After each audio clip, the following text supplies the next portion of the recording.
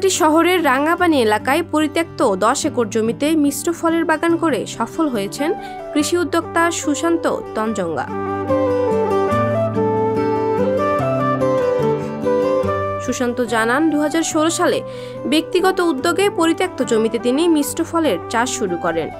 এই মিশ্র ফলজ বাগান করার পর তাকে আর পিছনে ফিরে তাকাতে হয়নি। এই বাগানই তাকে এনে দিয়েছে সাফল্য।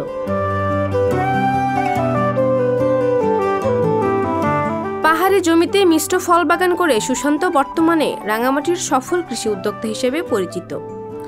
বর্তমানে তার বাগানে কাজ করে অনেক বেকার যুবক স্বাবলম্বী হচ্ছেন। মিশ্র ফল বাগানের পাশাপাশি গাছের চারাও বিক্রি করছেন সুশান্ত। আমার বাগানটা 10 একর।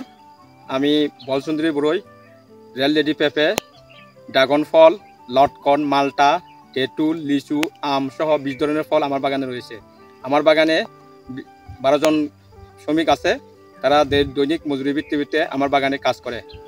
তার বাগানে আপেল কুল, বল সুন্দরী বরই, কাশ্মীরি বরই, ভারত সুন্দরী বরই, বিদেশি রেড লেডি পেঁপে, বিলাতি ধনেপাতা, লিচু, লটকন, মালটা, কলা, তেঁতুল, সুপারি, বেল, জাম্বুরা সহ বিভিন্ন ধরনের ফল রয়েছে।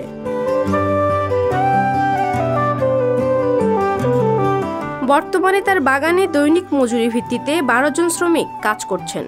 সারা বছর মিশ্র ফল বাগান থেকে 10 থেকে 12 লাখ টাকার ফল বিক্রি করে শ্রমিকদের মজুরি ও কীটনাশক খরচ ছাড়াও তার 2 লাখ টাকা লাভ হয়ে থাকে।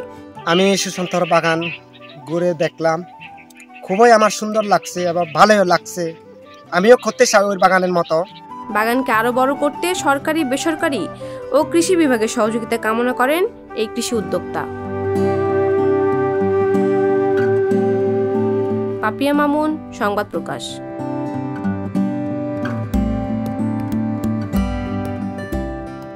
সংবাদ, ফিচার ও অনুষ্ঠানের জন্য ভিজিট করুন সংবাদ প্রকাশের ওয়েবসাইট এবং যুক্ত থাকুন ফেসবুক পেজ ও ইউটিউব চ্যানেলের সঙ্গে।